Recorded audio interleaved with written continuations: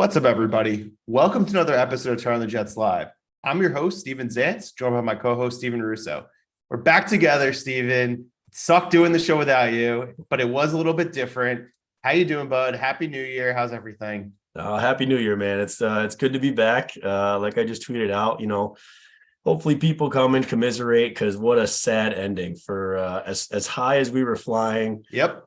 Mid-season, weeks 4 to 12, 13 around there, even with some competitive losses. We felt good. And I don't think any of us could have ever imagined ending this way and in this fashion. So it's been tough. It's been a tough couple of weeks, and capped by that Seattle loss, which was about as big of a letdown as you could imagine. And really, I never saw it coming, especially with the return of Mike White. But hey, it's the new year, and we got to keep things in perspective. So yeah, I'm doing all right, man. How are you? I agree. It stings because we had a lot of hope. We felt really good about this team, 2 months ago, and I don't want to say that like I'm worried because there's a lot of good things to take away from this season, even though they're playing a meaningless, week 18 game. They did check a lot of boxes. But actually, before we go into it, I just wanted to obviously say, it's just scary what football is. And, I just wanted to, put prayers out to Damar Hamlin's family. I know, we all love this game and it just sucks. And even though it was the Bills who we actively don't want to win, it was just really hard to see. So I just wanted to do that before we go into this. And I meant to do it at the top. Yeah. I'll pass to you on this and then we can go back into it. No, I mean, I'll reiterate it. Obviously thoughts and prayers are with him, his entire family, the Bills organization. Yep. It's just, you say it kind of just in passing almost that it's a violent sport, and it is. But when you say that, you think, broken bones, torn ligaments, stuff like that. You never think about someone actually having to be revived on the field. So everyone watching saw how scary that was. Everyone on the field must have felt it, 100 times that. So you could see the reactions from the players, both Bengals and Bills. And it's just something you never, really think that any of them, I'm sure, ever thought that they would experience and have someone's life, that they're close with come in question right there on the field. And so I give a ton of credit to the way that Sean McDermott and Zach Taylor handled it. And bringing their teams back in the locker room and say, listen, we're not going to finish this game tonight and we'll figure it out. Because the most important thing is Damar Hamlin and his family. So kudos to them. But again, prayers up, thoughts are with them and the family, and hopefully for, a full recovery, and we get some good news coming out of here in the next couple of days. Yeah, really classy stuff by the Jets, actually, and the Giants. They put like a whole thing up for him, like, pray for Damar outside the stadium tonight. And also I saw Sauce Gardner tweeted that he wants to wear a Damar jersey. So can someone hook him up with one? And I saw Michael Rubin of Fanatics is sending him one, overnighting it. So that's pretty cool for him to wear, walking into the game in Miami on Sunday. So back to the Jets, because obviously this is what we do with the show, and we do appreciate everybody who listens, watches, and everything. And we hope that it can be escape for when, you go through tough times in your life, whether it be, seeing this, or anything that you go through, because, life is short and, there's so many things that go on, and we want to be a distraction to people who love this team and are passionate about this team. So, hopefully we can do that, even though we're talking about another disappointing end to a Jets season.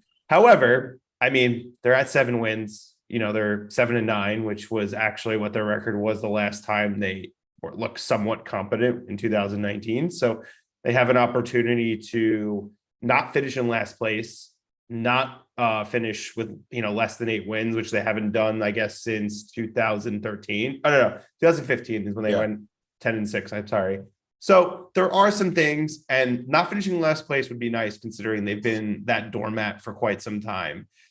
But yeah, going back to the Seattle game, man, it's just, nothing looked like it was right. Mike White didn't look healthy, and I'm not like trying to excuse his poor play, but he didn't look right. Like, we saw a different guy, but I think the optimism that a lot of Jet fans have is probably gone of maybe him playing his way into the 2023 job. I will say, I think he should be brought back at the very least as the backup to whoever the starter is, because all indications are Zach Wilson will probably be moved, even though the organization continues to deny it, like whether through the media and whatnot. But I don't understand really how you can have that situation. And and I said this on the solo show, like, I hope for Zach that things do work out for him somewhere else, because it's not easy to play in this market. It's not easy to deal with these fans. And I don't want people to be like, oh, Jeff fans are toxic. Like they're like reportedly his mom said to it in a DM. Like, no, they're the same as any crazy fans that are passionate about their team. We live in an era where people have their ability to voice their displeasure more than just booing in the stadium and, seeing stuff in the paper. It's all over the internet. It's hard. I get it. Like, as long as it's all about the play and not the person and their family, then I think it's fair game when, you root for a team. So it just sucked because Kenneth Walker just sucked the life out of us immediately when this game started. I'm sitting there on an island with my dad. We're watching on my Surface Pro tablet on some stream, probably a little bit delayed. And my dad's like, this game's over once he had that run. And you know what? He was right. He was so right, because they just were so flat on defense until the second half. And of course, their first 3 possessions on offense get into Seattle territory because they're bad defense, but they can't score a touchdown. Mm-hmm. And it's just so frustrating. And Mike LaFleur is the one who everyone's pointing to. And you know what? He deserves the heat. And I've been a big Mike LaFleur apologist.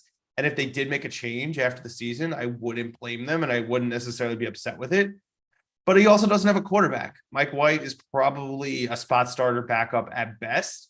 And I hope they keep him around because he seems to be really well liked in the locker room. He's shown that in spurts, he can be productive. If someone, whoever they're starting maybe next year, gets hurt, he can give you a game or two and look good. But it sucks, man. And now with Miami trotting, Skylar Thompson and maybe even Mike Glennon now as they signed him this week, the Jets literally could have cakewalked into the playoffs if they could have just won 2 of these games. Sorry, yeah. I'm ranting here, man. No, you're fine. And it's a lot to unpack. And I think the biggest and most concerning thing is that when the Jets got a second lease on life here and their playoff hopes somehow got revived with really a miracle Christmas weekend, capped by, Green Bay beating Miami, it's like you shouldn't have to ask a team to get up for that. That should just automatically happen. And I immediately went to kind of shades of 2002. They dropped the game to Chicago. They fell to 7-7, but kind of the miracle 3-team tie thing with them and New England and Miami, and it worked out in the Jets' favor. But boom, they blow out New England, then they come back and they have a shot to win the division against Green Bay, and they do it and they blow them out. Same thing in 2009, right? They get a second chance at life. They're kind of revived there. They think they're out after that loss to Atlanta. They're 7-7. All of a sudden, you don't even have to ask them to get revved up to win the next 2, and boom, they do it. So for the most disappointing thing really is to have a guy that I truly believe in Robert Saleh, have a team come out as flat as they did with this second lease on life and these playoff hopes that are right there for the taking against. Yeah, Seattle's a tough place to play, but it's not. They're not, the greatest show on turf or anything like that. It's not the 2000 Ravens. It's not the 99 Rams. Like that's not what this team was. So for them to come out as flat as they did, and you're right, as soon as Kenneth Walker hit that first run, it was like everything just got sucked out, and you're like, there's no chance the Jets are winning this game. But for the team to not even look ready to play is really alarming. For the one thing that I thought I could count on throughout this whole season was that Robert Saleh would have this team amped up and ready to play.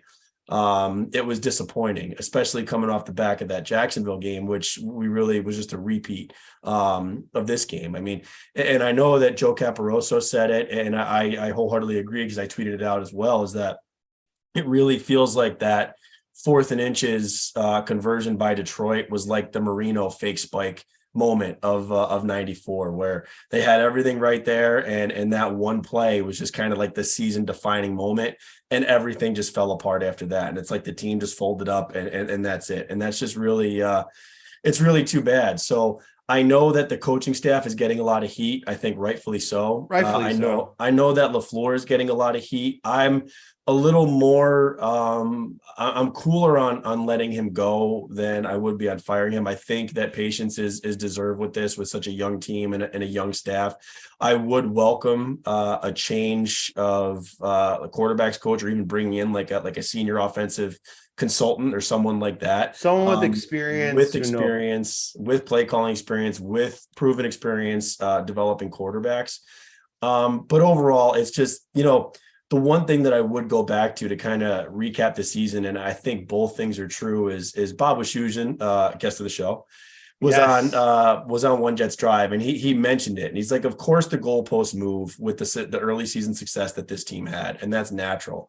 You have to realize that there is a foundation being built here, that this team is young, there's youth across the board, and you have to understand that. And yes, and Steven, you said it just to lead off, was boxes were checked. You got September wins, you got divisional wins, started out 5-2, got themselves to 6-3, 7-4, all that stuff. That's all true. And yes, we feel good about getting to 7 wins and being in the position that we were and having a top 5 defense and all this stuff. Yes.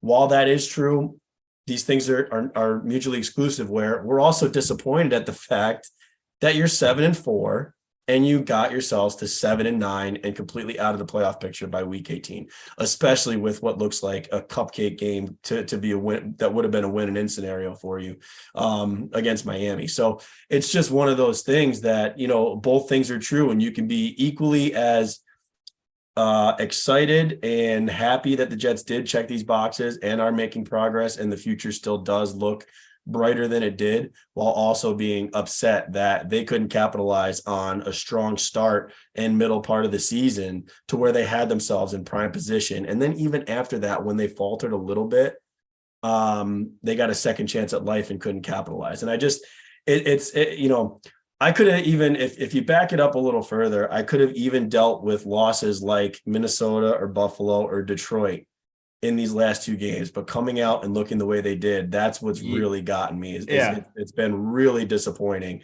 that they've just looked lifeless in these games where everything was in front of them and right there for the taking. The Seattle game was a lot like the Ravens game, honestly. It's like the defense kind of, had its, I guess, warts per se. And then they obviously had moments of dominance when they were, Gino really didn't do anything after the first quarter. Mm-hmm. They held them pretty well in check, but if your offense can't score, specifically when you're getting into Seattle territory touchdowns, you're not going to win. What do they have? They have 0 touchdowns the last 8 quarters. Like, that's just insane to me. Come on. Like, how could that be the case? And I get it. White was hurt. Offensive line was not protecting him well. I get all of that.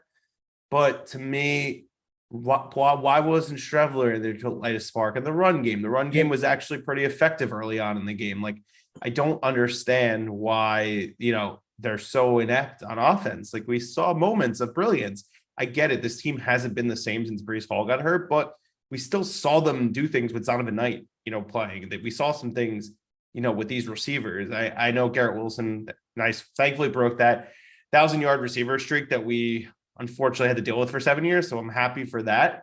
But like you said, it's the way they lost these last 2 games, not necessarily the fact that they lost them. Like, if Jacksonville beat them on a last-second field goal, same thing like with Seattle, and they fought hard and they were in the game the whole time, you feel differently than you do right now. And then you don't necessarily have to discredit all the progress that they made because of what this is. But it kind of just seems like they regress back to the same old Jets that we've unfortunately come to love and to hate a lot of the time. So yeah.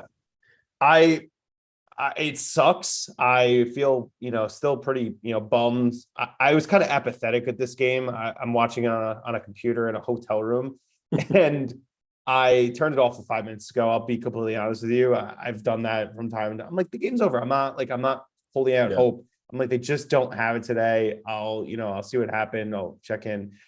It's just, man, it sucks. It sucks to win out of your sales, as you've always said on the show. It did. And honestly, like, I don't know. I mean, I'm kind of tired of the excuses. Like, Mike White doesn't look 100%, but you know what? A lot of quarterbacks have played when they're not 100%, and they figure Brady has his whole career, really. Exactly. And this is, the Seahawks defense is a bottom 5 defense in the league. This wasn't the 85 Bears they were playing. So figure out a way, move the ball. And it just, even, against Detroit with Zach Wilson, they scored 17 points, but they moved the ball.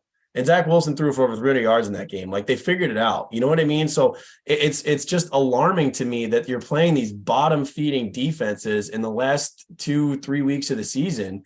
and you're incapable of scoring a touchdown and putting the ball in the end zone. I don't care who's back there. And I think that's the biggest indictment of Mike LaFleur, is that he wasn't able to figure it out in these last few weeks. Like, regardless of who's back there, and if Mike White really isn't 100% healthy and the line isn't obviously 100% healthy and they're not protecting, then run some quicker hitters. Don't take these long, slow developing plays where you got to get these guys downfield and you're putting Mike White in jeopardy back there. You're putting Zach Wilson in jeopardy. Like, those are the things. I mean, that's your number one job, is to figure these things out. So, yes, is it an excuse that Mike White was 100%? Can we all see it? Absolutely. But that's what your job is. And if not, then put Flacco back there, or get Strevler more reps, or geez, I mean, everyone would have killed him. But if Mike White truly wasn't healthy, then play Zach Wilson again. I mean, I don't know, but it's your job to figure this out. And that's the most frustrating. I said the most frustrating, like, a lot, but that is one of the most frustrating parts, is that they were just completely inept and incapable on offense to get anything manufactured, despite whatever the excuses were about any injuries or offensive line or whatever it was. I mean, everybody plays with injuries. Everybody's got to figure it out. Nobody. 100%. Look at the Giants. Exactly. Week 17 of the NFL season, no one is 100% healthy. It's just rule of thumb. That's how it goes. Yeah. What's funny you mentioned about Zach? Like, I'm going to pose a question to you. Since they're mathematically eliminated, like, would you be opposed to them just throwing him out there? I know he's not playing. I know he's going to be inactive. I honestly think that at this point, why wouldn't you, just to see what you have and like give him an opportunity? I mean, he actually played all right against Miami the first time they played him. They won that game. He didn't have to do that much. But to me, it's like, if you're really trying to boost his value, maybe in a soft spot against the Miami defense, it's really banged up, him putting out good tape wouldn't be the worst thing, but also just to maybe boost his confidence and end the season on a high note. I get it. Saleh's, wants to get another win, and maybe he feels, not maybe, he definitely feels that Mike White gives him the best shot, but also at the end of the day, like, you don't really have anything to lose. Like, the Commanders are playing Sam Howell, who's never played an NFL game in his life, to end the season because they're mathematically eliminated, just to see what they have. So you could make the case on this one, right? You could, if it were me, and I think they're doing the right thing. I think it's a risk reward thing, and I think the risk is greatly outweighs the reward. Yeah, because I think there's a lot more bad that can come out of this than good. Because if Zach Wilson goes out and plays lights out, it's all, well, he's playing against a bad Miami defense. Miami's playing Mike Glennon or Skylar Thompson or whatever. They're not going to do anything anyway. And yeah, he should be doing this no matter what, because now all the pressure's off and you're playing with house money.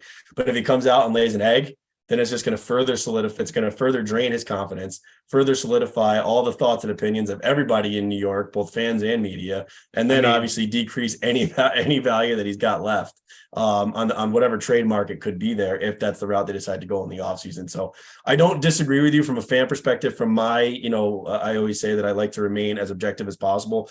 Yeah, throw him out there, see what you got. I wouldn't be totally opposed to it, but I think in the grand scheme of things, it's probably a higher risk than it is a reward. Yeah, totally fair. I mean, I just wanted to pose that question to you. So since I did a show without you, and I know we were talking about before we went live that you did listen to it, I'm curious what your thoughts are on some of these options, because we know the Jets starting quarterback in 2023 is not on this team. Like, if they ran it back with this team, they're not. Like, Joe Flacco's going to retire. Who knows if Strevler's going to be on the team? Mike White might come back as the backup, and Zach Wilson, who knows what they do with him? I imagine they do move him to a team that's maybe liked him, coming out, and feel like they can rehabilitate him within their offense and their coaching staff. But like, who would be your top three? And I feel like Derek Carr is probably number one in terms of realistic and somebody you'd want, but like, let's throw Lamar Jackson out there. I don't think that he's going to be moved, at least, especially to the Jets. Like, I think if they ever did move him, it would be to the NFC, because that's like when guys like that are moved, that's what they usually do. But like, how would you rank your top three options for who they realistically could get? And obviously, who's the person that you wouldn't want at all? And I think it's obvious, but I want to see your thoughts anyway. You think it's obvious the person I wouldn't want? Let's see. I mean, if we're going to list them off, like, is Aaron Rodgers a realistic possibility?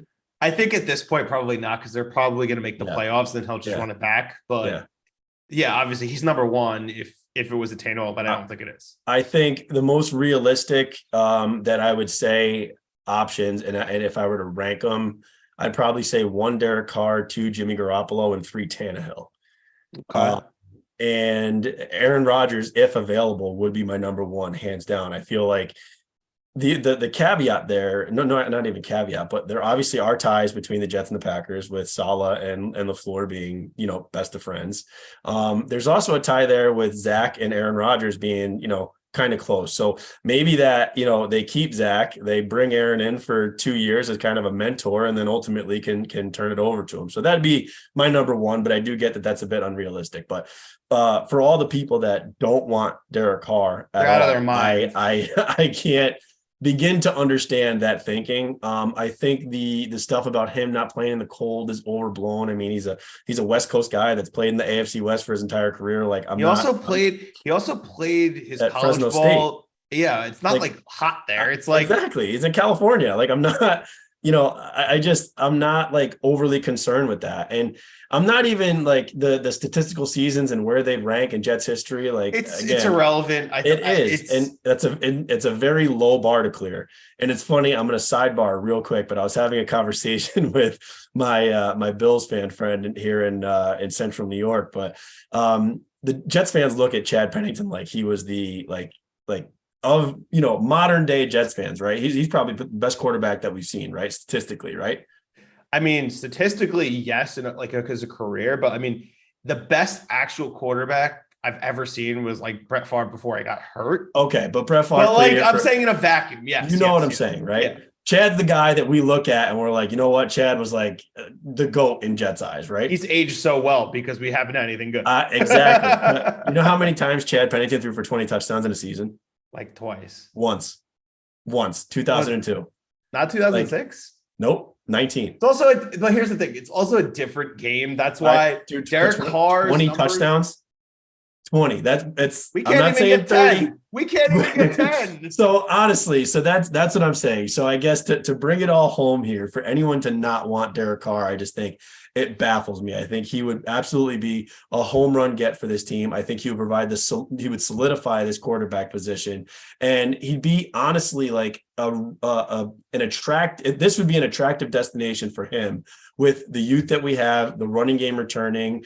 Defense. He's never had a defense. He's never had a defense. And it was CBS Sports. He's never had. I mean, overall, from 2014 when he was drafted to now, the Raiders have ranked 30th or worse in every major defensive category. Yeah, he's literally never had that support. The Jets could literally give him a top 5 defense. So there you go. I think next you move to Jimmy G. I think there's obvious ties to him, Saleh, Mike LaFleur. I think Jimmy G has won everywhere he's gone. The biggest concern there is health. Injury. So you worry about that. You worry about the same thing. Like, okay, is it a Jimmy, Mike White kind of thing there, or Jimmy with Zach Wilson backing him up? I don't know. I mean, that also throws a monkey wrench into all those plans.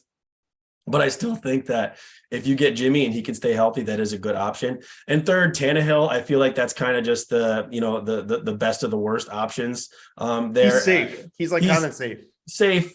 Injury concerns there. But you can't totally discount what he's done in Tennessee and how he's revived his career there. So I do think that he would be a meh, but better than meh option, I guess, as a third choice there. Yeah. Is your list any different than mine?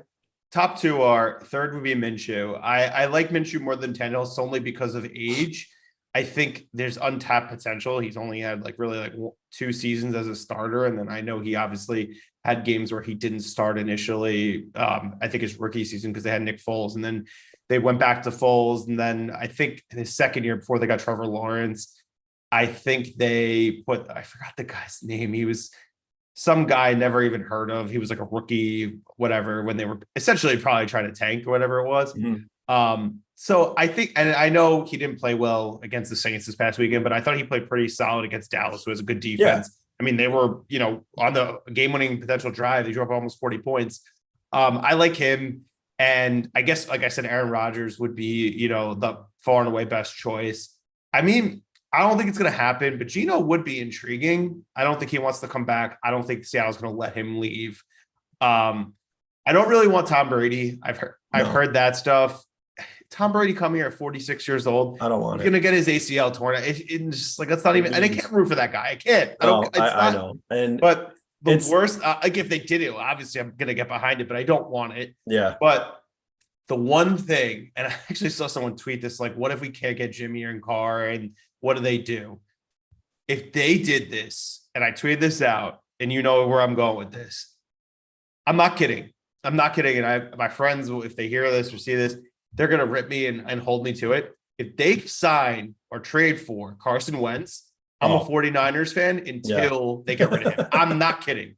I'm not joking. I cannot like it. And the worst thing is I could see the path of them selling themselves on it because Joe Douglas was in Philadelphia when they drafted him. Yeah. Like, we cannot, no, like, it's a disaster. He's not a good locker room guy. He clearly is washed. I mean, look at what he basically threw the Washington Commanders playoff hopes away.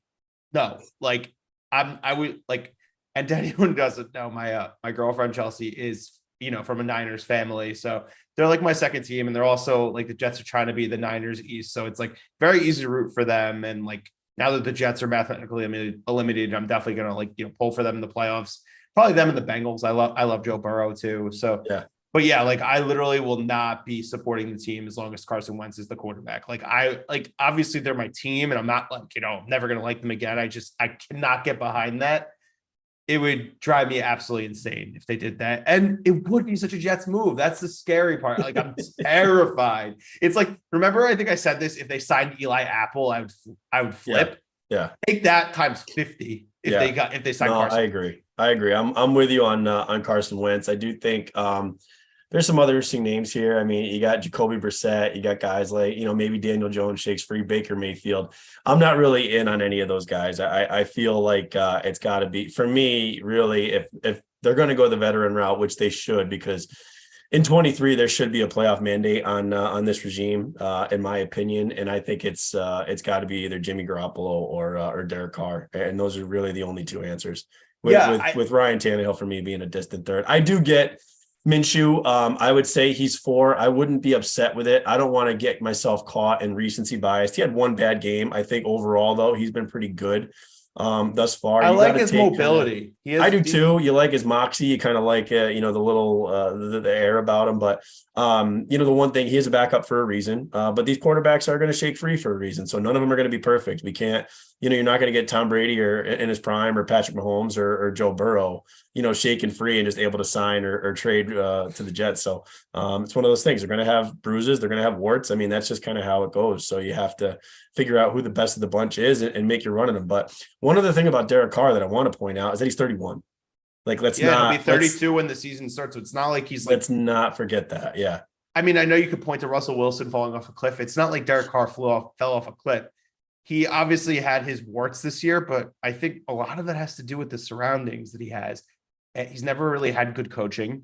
He's never had a defense. They've had incompetent, front office with Mayock, and I think Reggie McKenzie was the guy before. There's been so many whiffs and draft picks. Look at how many guys that, like, the first rounders. Damon Arnett, not on the team. Henry Ruggs, not on the team. Cleveland Farrell, he's on the team barely. Leatherwood, who was a first rounder last year, they got rid of him. Like, I mean, that's a lot of whiffs. Jonathan Abram, not on the team. He's still talking about him having a bad year. He's thrown for 3,500 yards, 24 touchdowns, and 14 picks. He's leading. We would have signed up for that. They would have built a statue for Zach Wilson if he came up with those numbers. Like, are you kidding me? I think I tweeted that before the season. Like, if he had 24 touchdowns, exactly. Everyone was like, "Oh, and I know he leads the league in picks, but like leading the league in picks at 14 is not the end of the world. I'm sorry. No, he's 14 tied with picks Dak. in a He's season. tied with Dak, who started 3 less games than him. So okay, so let's just pump the brakes on the Derek Carr hate. If the Jets sign Derek Carr this offseason, I will be ecstatic. The thing is with the interceptions that now, with the inflation in passing, guys are going to throw more interceptions because they're just throwing more. So it's like, it's bad. It's not Jameis 30 interceptions bad. It's like, it's fine. I'm looking at his stat. He's had one season, his rookie year, where he completed less than 60% of his passes. We can't even get someone to do that. We can't get a guy to throw 10 touchdowns. Dude, that was the saddest thing. I told a bunch of friends about that. And I was like, literally since Sam's second year, we haven't had a quarterback throw for more than 10 touchdowns. I'm like, combined, yes, but a singular quarterback. And the other thing with Carr, he's missed 3 games due to injury in his entire career. And these 2 games because, they're moving on and they don't want him to get hurt. So that's important. And that's the thing that deters me away from Jimmy a little. Even though I like Jimmy, I know he would be good on this team. But it's like, if you get Jimmy, Mike White has to be the backup, or you got to get somebody else, like maybe Jacoby Brissett, who people have floated out there too. And I honestly thought he played much better than people want to give credit for, but like, I wouldn't want him to be the starter. No, I agree. And when you have, there's definitely expectations coming into next season. I would have a hard time believing that Saleh and Joe Douglas would tie their expectations to, and their careers really to Jacoby Brissett and him having a a playoff bound year for the Jets in 23. Yeah, that would be shocking to me. But you want to switch gears and kind of talk a little bit about Robert Saleh's comments post game and a little bit of that and what he said. I think he's going back to talking about what him and Joe Douglas walked into, highlighting the accomplishments that they've had. What are your thoughts overall on that, especially at this point when you're 7-9 on the heels of a 23-6 loss that knocks you out of the playoffs? I think it's not the message you should be sending when you've lost 5 games in a row. I'll say that. Yes, there's progress, but like, you're not like you're winning 4 games last year and then you win the division, have a first round bye. You just aren't as bad as your predecessors, which I know Joe talked about this on Badlands. It's not anything we should be doing, cartwheels for. I think he should just be focusing on, we need to be better and we need to figure out some of these issues that we've had that have caused this streak versus saying like, oh, give us time. It's not an instant coffee league. But you know what? It kind of is an instant coffee league. And I hate that he's been using that because not for long. That's what the NFL should stand for, because if you don't put results in a results business, you're going to be gone. I mean, and there has been this, narrative that Woody has not been patient. I mean, yes, Adam Gase was gone, but that was Christopher, but like he shouldn't have made it after the first year. Rightfully so. Yeah. We all knew it was wrong. McHagnon still got 5 years. Bowles had 4 years. It's not like these guys didn't get a chance, and Rex had 6, Tannenbaum had 6. Itzik only had 2, but that was only because he was so incompetent and all the public backlash of how bad he was with that press conference and everything like that. And that was the right move. But to say that they've not been patient is completely false. It's not like they're the Texans who have had 3 separate head coaches the last 3 years and may have a 4th. It's not like, they've had instability, but that's because they haven't had a quarterback. And when you don't have a quarterback, typically the coaches aren't going to survive. I mean, it's just, congratulations, you're better than your predecessor, and I know that we were looking to see that, but that shouldn't be the bar that you're trying to clear. You should surpass that bar like times 3. Like you want to have sustained winning, and you want to be more than competent. You want to be extra competent, above comp, whatever you want it to be. So, what do you think? Yeah, I mean, I think you're right. I think he's obviously right, but I think any objective and realistic Jets fan realizes that. But that's not what you want to hear coming out of a 23-6 loss that eliminated you from the playoffs. Like, yeah, we all get it. Like we see that this team could be on the right path and that things have been done and boxes have been checked and that progress has been made. However, highlighting that and saying, well, how far we've come. And, when we walked in here arm in arm, this is where we were and this is where we are now. Cool.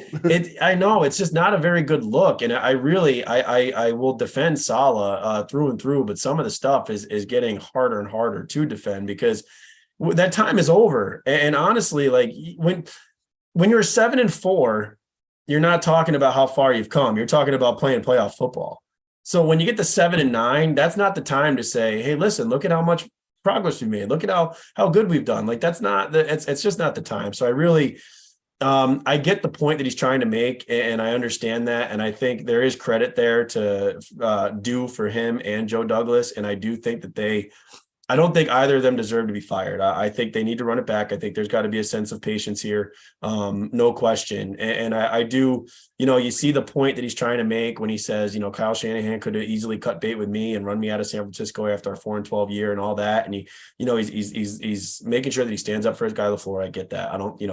I understand it. You got to do it. I do think you have to have patience there. I just think it was a ill-advised comment at really a bad time when no Jets fan wants to hear about how far you've come after you just take ownership. Yeah, you let the playoffs slip right through your fingers when the chance was right in front of your face, and it just wasn't the right time to do it. But for sure.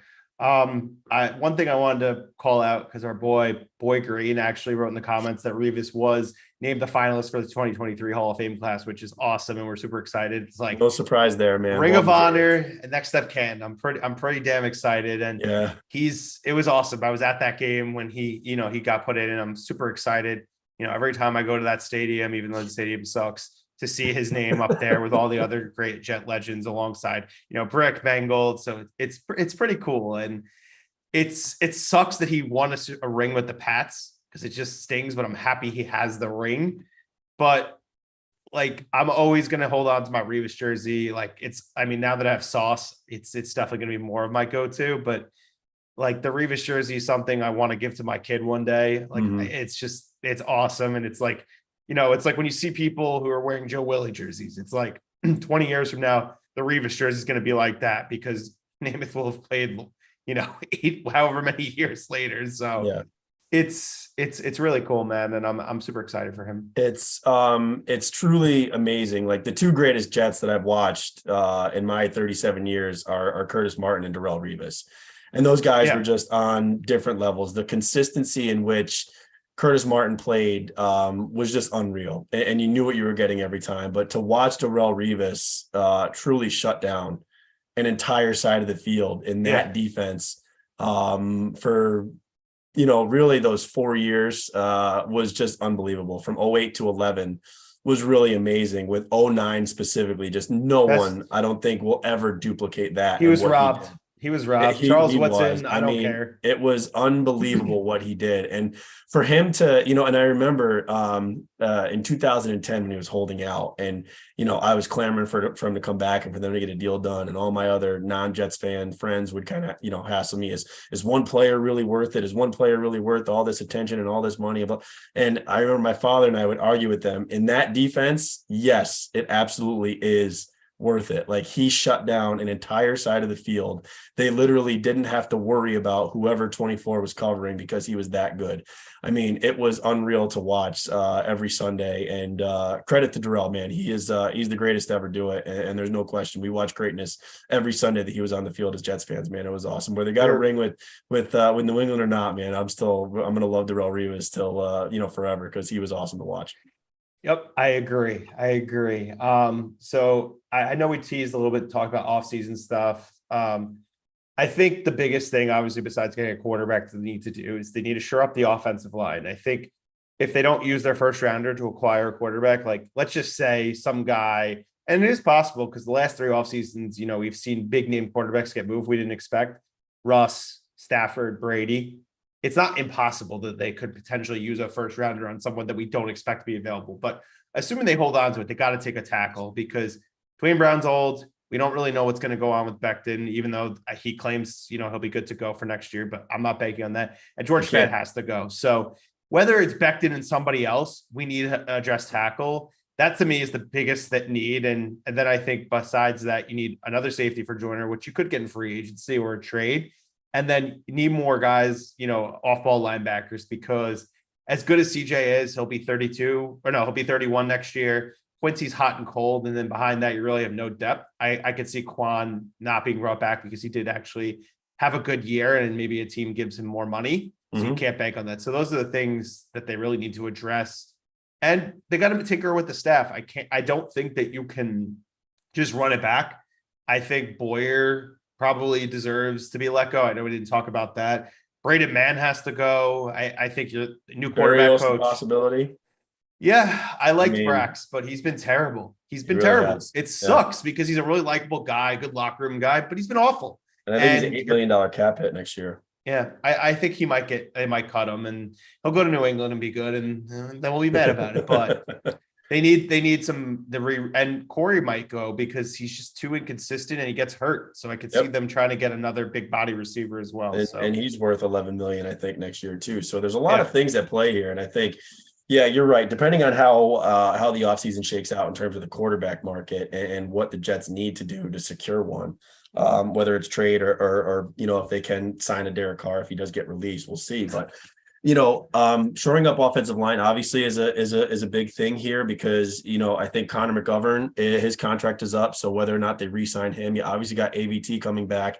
Lakin's not going anywhere because of that contract, and that's a lot of guaranteed money, and I think dead money if they were to cut him. So you have two questions at the tackle spots. You hope that Max Mitchell can come back, who he's got I forgot about him. Yeah, I know, but honestly, and that's another one that you simply proven to be you can't rely on him. So Mekhi Becton, Max Mitchell, but you have to shore up at least one of those tackle spots there. You don't know about the question mark at center. So if they do bring back McGovern, I thought he was great in the first part of the year. I think he's faltered a little bit as of late. I mean, the guys around the entire offensive line has. So it's a question mark. So, but getting AVT back will be huge. Getting Breece Hall back will obviously be huge. And I think off-ball linebacker is obviously, you brought it up, is a big thing, because honestly, I was listening to Rich Cimini's podcast, Flight Deck, earlier today. The Jets have given up 87 catches to tight ends this year. Yeah, so far. I mean, they haven't been able to cover a tight end, before Gronk. Exactly. And it's that much more important because you have these two great corners on the outsides that nobody can throw on. So obviously the middle of the field is where teams are going to look to eat, and they are. And they're doing it at an astounding rate, because I think they've given up the 5th most catches to tight ends this year. So being able to cover the tight end is that much more important. So getting an off-ball linebacker that can cover, getting help on the back end to help out Jordan Whitehead, who I think has also kind of not been great as of late either. Back. He will be back, definitely, but you need a running mate for him. I think Lamarcus Joyner's obviously done. So to shore up that part of the defense, I think is huge. And I think they got to add another edge. That's going to be another part, because I don't think Carl Lawson's going to come back. I think you obviously scoot Jermaine Johnson into that role a little bit, but you're going to need another edge rusher. And for God's sakes, give Bryce Huff more snaps. Please. I mean, that's probably what they would do. It'd be just more Jermaine. I don't know why they don't already, but hey, that's neither here nor there. So yeah. We can go ahead and fast forward to Miami and wrap this up, man. Yeah, we don't need to preview it because it doesn't mean anything. But I tweeted this out because I'm not rooting for the draft pick. Mm-hmm. And honestly, we've seen this song and dance. When you root for the draft pick, they always let you down. So I think they're going to destroy them. I really do. Like a 31-10 win, like convincing win. And, it's very on brand with what happens with the Jets. They have a chance of a top 10 pick if they lose and all these other teams win. But I think they can at worst be like 16 or 17. That they're going to not be a top 10 pick. So I think they're going to walk, and they're going to just destroy them. And I think it's good to not finish it last. It's good to not have a double digit loss season. It's good to double your win total year over year. So as much as it doesn't mean anything, those things to me mean a lot. It's also good to end this losing streak and just to have a lot of positives to take away. And, hopefully get Garrett Wilson more yards, get all these guys just some more highlight plays, get some damn touchdowns. Yeah. I mean, I'd like to, it's honestly a tough game to predict, because everything all the signs point to like Jets playing against Skylar Thompson or Mike Glennon. Like they should absolutely crush him, but man, who would pick the Jets after looking the way they did over the last 2 weeks? Yeah, I have no idea, but I'm with you. I don't want to root for a loss. I'm done with that. I hate rooting for draft. We're not getting a generational player if we move up. And we could get one if at our current spot. Like it doesn't Exactly. So, I think the Jets pull this out. I think they win. It'd be nice to send the Dolphins home. Although, is there? Honestly, I've been so dejected by it all. Is there any way that the Jets beat Miami and Pittsburgh gets in over New England? Yes. Okay, so that's all I want. If the Jets win and New England loses and Pittsburgh wins, I think they. Then there we go. Pittsburgh that's what we need to happen. So that's the only thing. I'd be so, and it's cool for Mike Tomlin never having a losing season. Exactly. If he does that. I'd rather see Pittsburgh get in than New England, obviously. So 1,000%. I hope the Jets win. I do think they'll pull it out, because I don't think there's any way that this defense can lose to either Mike Glennon or Skylar Thompson. But I don't know what we're going to expect. But I'm with you. I'd like to see an 8-win team. I'd like to see the season not end with a 6-game losing streak. Going from 7-4 to 7-10 would be severely depressing. So let's just get the win, get to the offseason, and that's where we're kings. Yeah, for sure. Like we said, we think the Jets are going to win. Doesn't necessarily mean anything, but it's more pride at this point. I know that, we say this every week, but we cannot thank everybody enough who listens, watches, comments on Twitter. It's awesome. So if you haven't already, make sure to subscribe to our feed on YouTube, youtube.com/Turn on the Jets TV. Apple or Spotify, just search Turn on the Jets Live. You'll see the feed. And then make sure you're subscribed to our sister feed, Turn on the Jets. It's, Will's show. He does an amazing job, gets great guests. And then draft season, which now more than ever, something you're actually going to care about, what these players who are coming out you want on this team. Meigs, Joe, Dylan, James, now that he's back from his European voyage, talking all things prospects that fit for this team. And last but certainly not least, make sure to become a Badlands subscriber. Off season is where we dominate as Jet fans. I know Joe and Connor have a lot of good things in store for 2023. So check that out. I know they're going to be, announcing some things over the coming weeks of what's to come. And I know that they're going to be doing more than what they've ever done before. So keep checking that out.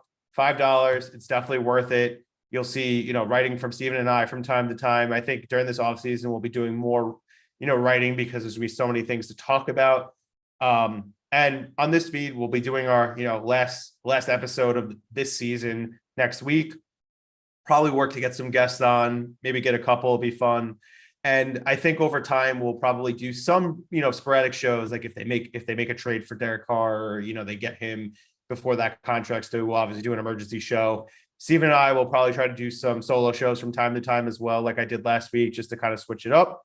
But it won't be every week going forward after the season, but we'll definitely try to make sure that we give you your Jets fix when, the time arises. And, we appreciate